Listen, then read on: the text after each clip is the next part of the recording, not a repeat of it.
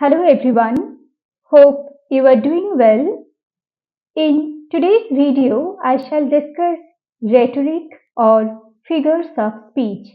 After watching this particular video and the following videos in this series, you will be able to identify figures of speech correctly and also use figures of speech or rhetoric in your writing or speech to add a touch of elegance to it.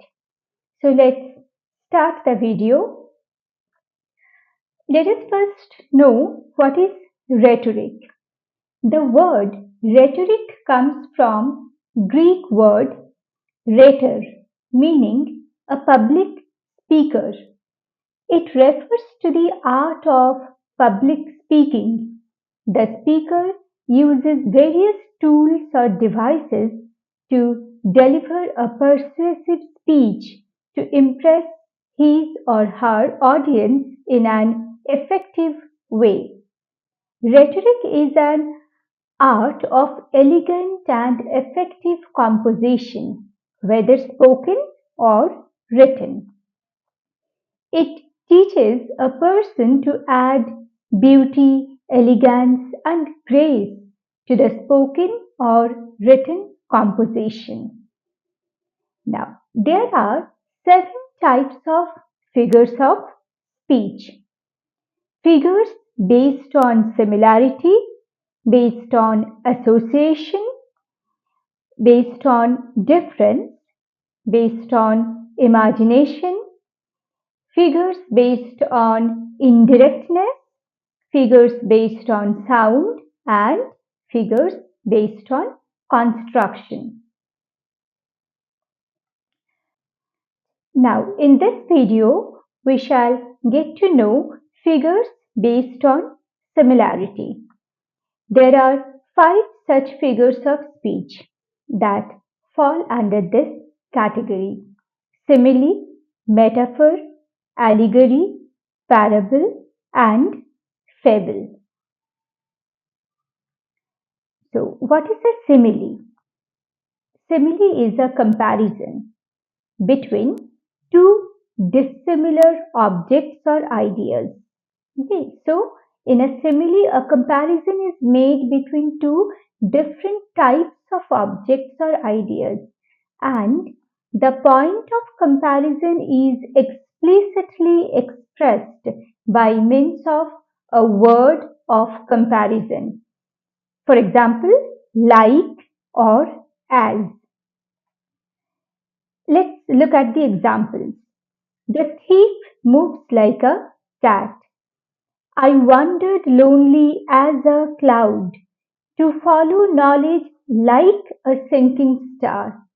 So, in all these examples, you can see that the thief is moving like a cat. So, the thief and the cat have been compared, and the point of comparison is here like. I wandered lonely as a cloud. The poet I has been compared with cloud, two dissimilar objects, and the point of comparison is as. To follow knowledge like a sinking star. So, knowledge is like a sinking star. Okay? And red as a rose is she. So, the woman has been compared with a rose, and she is as red as a rose. The child shows the man as morning shows the day. So here, child has been compared with morning. The way child grows into a man, similarly, morning develops into the day. So here, this is also simile. Now, come to metaphor. An implied comparison is made between two different things or ideas. So, in metaphor also, two different things or ideas are compared, but the comparison is implied. The point of comparison is not explicitly mentioned. That means in such cases you will not find the use of words like as or like. So let's look at the examples. The camel is the ship of the desert. Variety is the spice of life. So the camel is the ship of the desert. Here, in this example, camel has been compared with ship, right? So here, these two things have been compared, but it is not mentioned that the camel is like the ship of the desert. If the sentence has been changed into the camel is like the ship of the desert, then it will be simile. But the moment we remove such points of comparison, it becomes metaphor. Variety is the spice of life. So variety and spice, these two things have been compared. I will drink life to the leaves. So a very popular line from Tennyson's Ulysses. So I will drink life to the leaves. Here, life has been compared with a drink, okay? Because the poet says that he will drink life to the last drop. So life has been compared with a drink. The wish is the father to the thought. Wish has been compared with father. Okay? So wish is like the father to the thought. There is not a ray of hope for his recovery. Here, hope has been compared with a ray. There is not a ray of hope. A phrase, very popular phrase that we all use, but here actually we are using metaphor, a ray of hope. Hope is like a ray. Next, we have the figure of speech allegory. So, what is an allegory? In an allegory, a detailed comparison between two different subjects is made. Okay? So notice that the comparison is detailed. Okay? So the comparison is made prolonged through numerous details common to the subjects compared.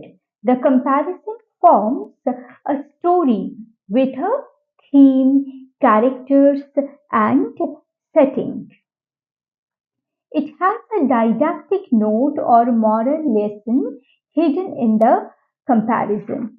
Okay? Do remember this, that there is a didactic tone in allegory. Okay? Now, famous examples of allegory are Bunyan's The Pilgrim's Progress, Spenser's The Fairy Queen, Swift's The Tale of a Tub, and Gulliver's Travels, etc. Okay? So let me explain one example, that is Bunyan's The Pilgrim's Progress. So this is a well-known allegory in English language. It is apparently the story of a pilgrim attempting to reach a distant place through gates and pitfalls.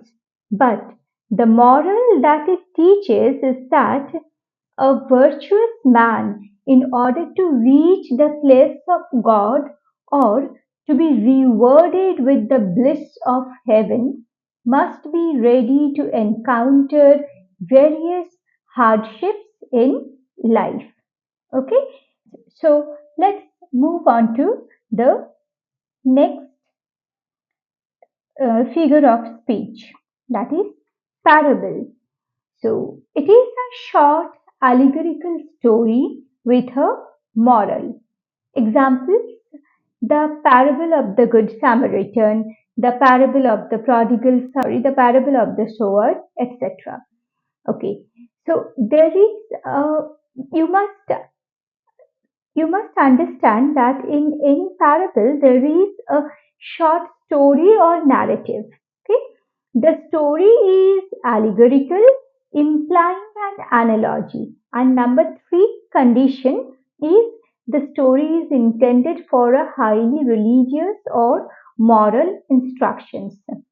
Now, note carefully that the moral of the parable lies side by side with the story, but sometimes it is given at the end.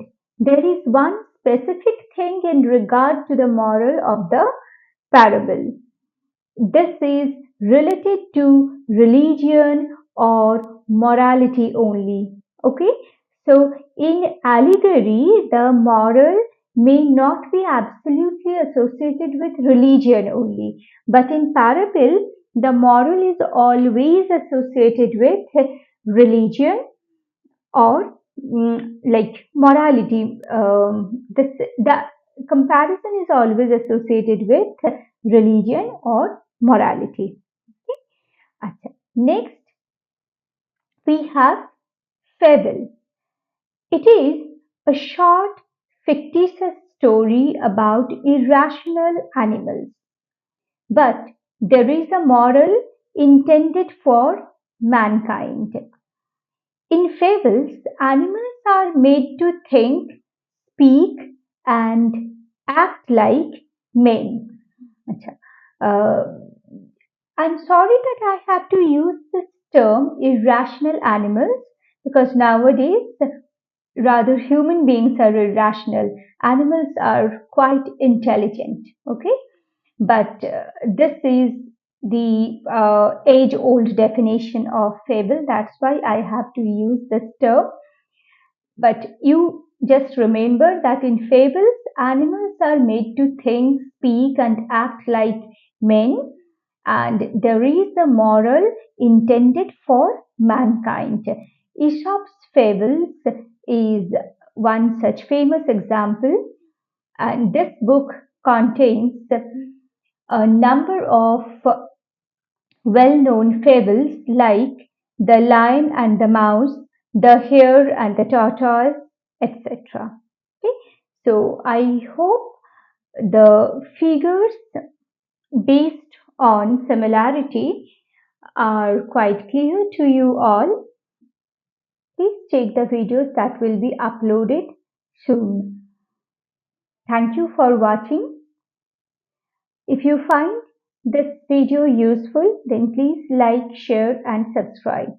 Keep watching, keep learning. Thank you all.